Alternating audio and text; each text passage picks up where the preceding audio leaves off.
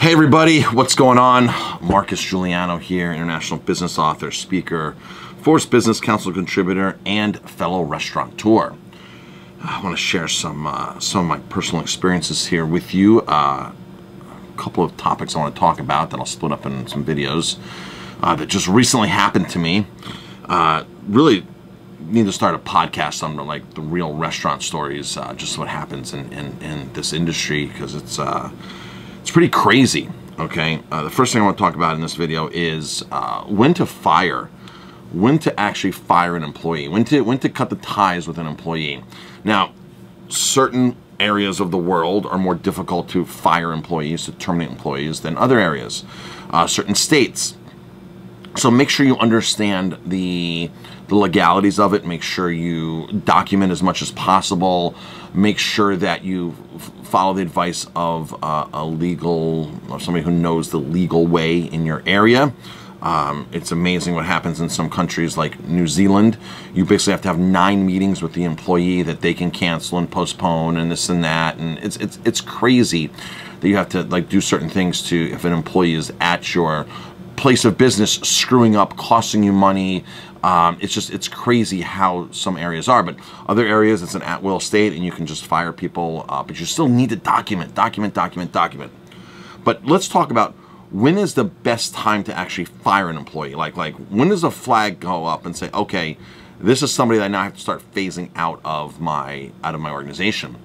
And I would say in most cases, the first time that you want to say that to yourself is the first time something happens that is personality based. You can change people's quality because things happen along the way. You burn stuff, they have a bad day, something, but those things are easy to change. Execution of items, dishes, proper training, the way it's done. But there's certain things like personality that you just cannot change with people. Characteristics, personality traits. People can change, by the way. But after like 22, 24, 25 years old, it's much harder to change. And people that are past that age, for them to change, they usually have to experience some kind of trauma in their life, some kind of meaningful thing that they're losing or going through to actually change. Like, okay, I'm going to wake up tomorrow and not smoke cigarettes anymore because my doctor says I'm going to die. That is something traumatic. I lost, a loved one or whatever. I was in a car accident. Now I'm just thankful that I have legs, So there's certain things you can change at older points in your life and more over 25, but there's different anchors. And this is why the Tony Robbins Unleash the Power Within and his Date with Destiny are so powerful, because if you've been to those before, Tony will sit there and you sort of get into this meditative, I don't want to say trance, but into this meditative or into this very narrow thought process, and where you say, okay, I have this problem right now in my life. What does this problem look like in 5 years? What does this problem look like in 10 years? What if I keep continuing doing what I'm doing now, and you get into this state and you really feel the emotion of exemplifying your problem 20 years out, and how much pain, and you go through the pain right then and there of what it means to you. I didn't realize it at the time when I did this 20 years ago, but that's what Tony's doing. He's making you go through trauma, emotional trauma, by pulling that characteristic, that problem 20 years out into the future, and feeling so much pain right then and there that when you snap out of it, you're going to change because you've experienced that trauma. I want to share a story about a chef that I had just hired, somebody to come in and run the kitchen, and very, very, very qualified. He showed up with knives, spoons, all this equipment, even showed up with a sous vide circulator. There's not many chefs that walk into an interview or come in to cook and show up for the first day with that many tools. So definitely somebody who's definitely dedicated and passionate about the field, and just like wow, like this is great.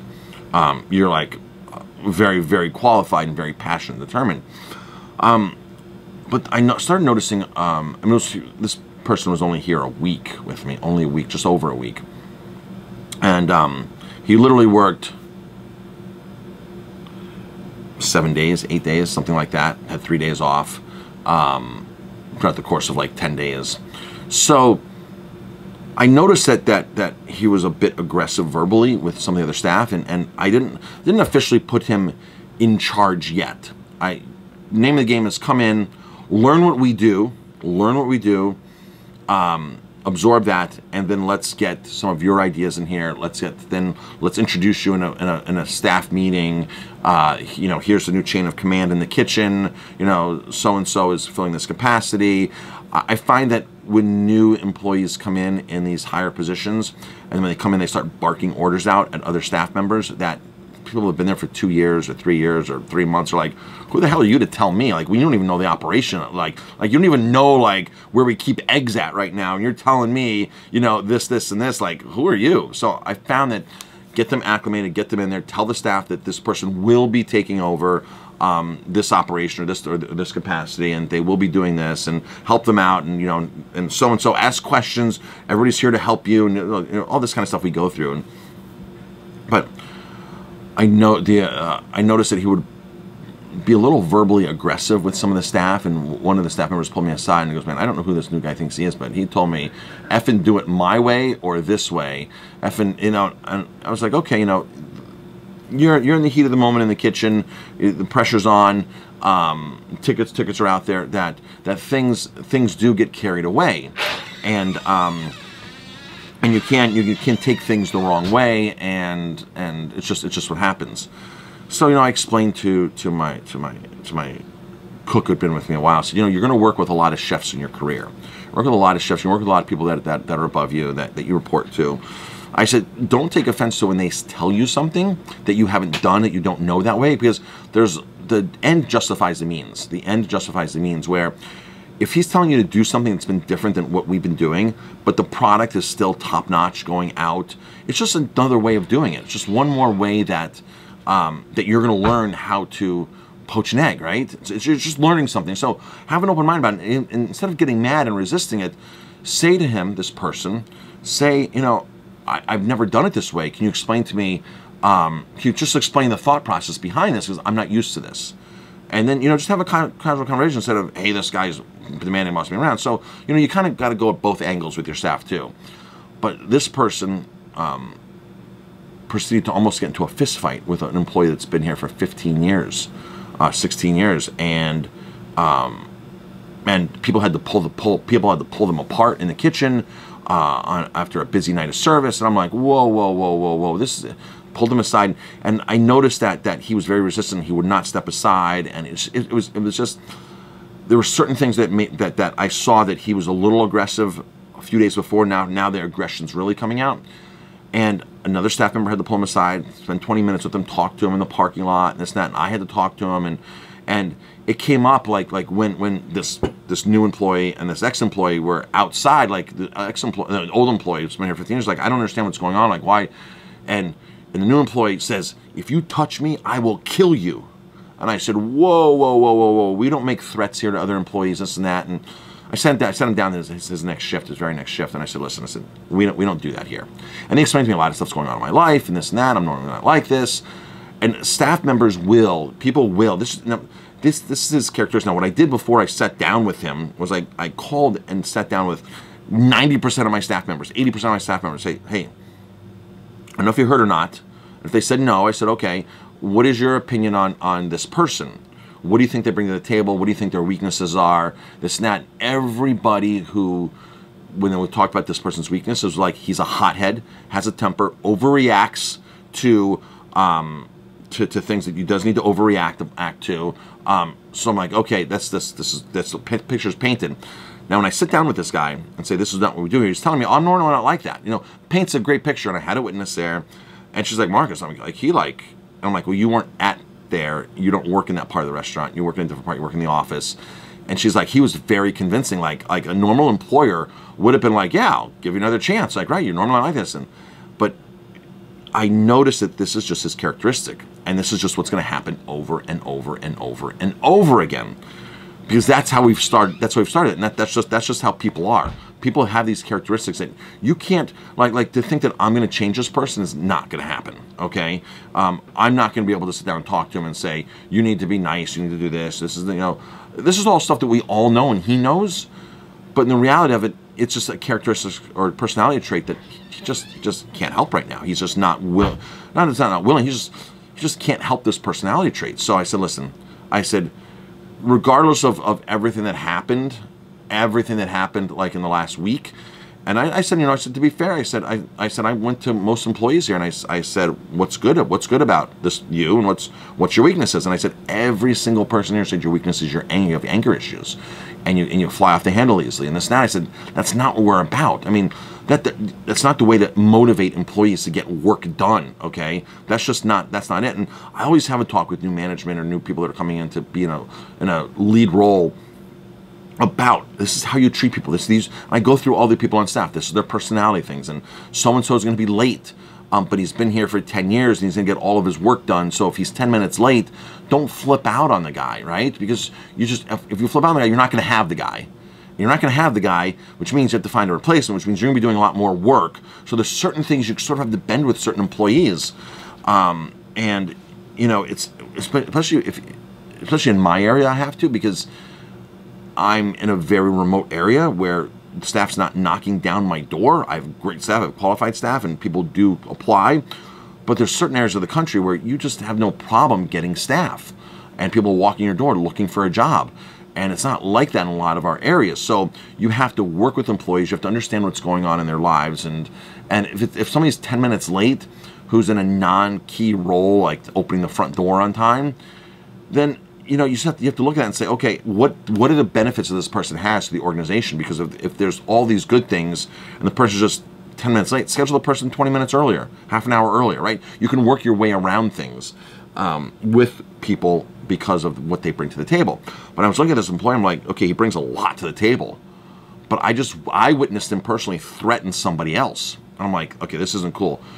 And I said to him, besides anything that ever happened this week, anything that any kind of confrontation, whatever this happened this week, whatever with whoever, whatever happened, I said, I personally witnessed you threaten another employee with their life and saying, I'm going to kill you.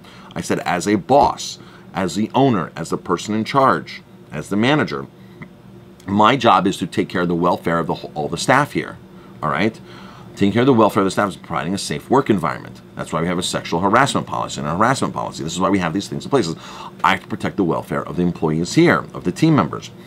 And I said, me witnessing you saying that you're going to kill somebody, I have to take that seriously. That's not something that I can just say, okay, and then all of a sudden, if you do get into a fight with somebody, and we're around knives, we're around hot stoves, pots, pans, and you injure somebody where they get disability and this and that, and they're going to look at me and say, well, Marcus knew this guy would kill somebody because he already threatened somebody, no matter who the person you're fighting with now or a new person 6 months down the road.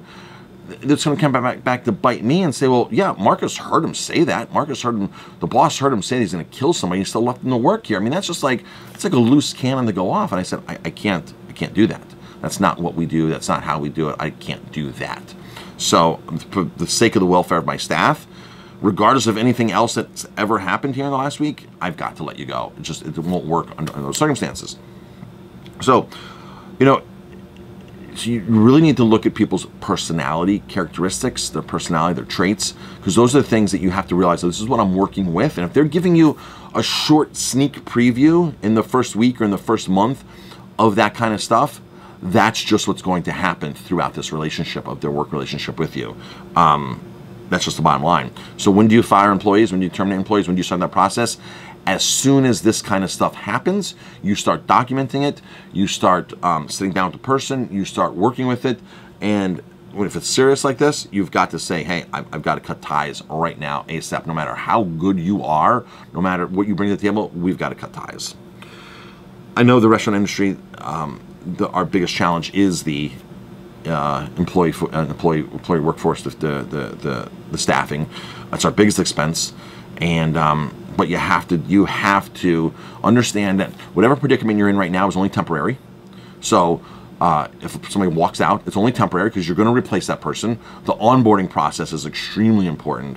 When somebody comes in, a new employee comes in, the training, the onboarding, the getting them familiar with everything, the bringing them up to speed, and you literally need to have a separate training budget, an onboarding budget for new hires to understand that, hey, I'm going to have this guy here just floating, this person, guy or gal, this person here floating around just watching, observing, going through some training manuals, things like that. I mean, we put people right here next to us on a computer, and they have to watch a certain amount of videos right in front of us, right here. Like I'm here doing my work. The new employee's right there on the big screen, Mac computer, going through material on the onboarding process, and I'm here to help them along. So the onboarding process is huge, huge, huge, huge. The better onboarding process you have, the more employee retention you're going to have, the more performance you're going to have, the more understanding you're going to have. These are all really super important things to start a work relationship. It's like you're hiring somebody. This is like almost like a marriage. You want to understand and get in and get them orientated as quickly as possible, or as not as quickly, but as much as however it takes to get them orientated into their new role, into the organization, and with the other team members. Everybody, thank you for watching. I appreciate it. And if you have any comments or questions, drop some comments.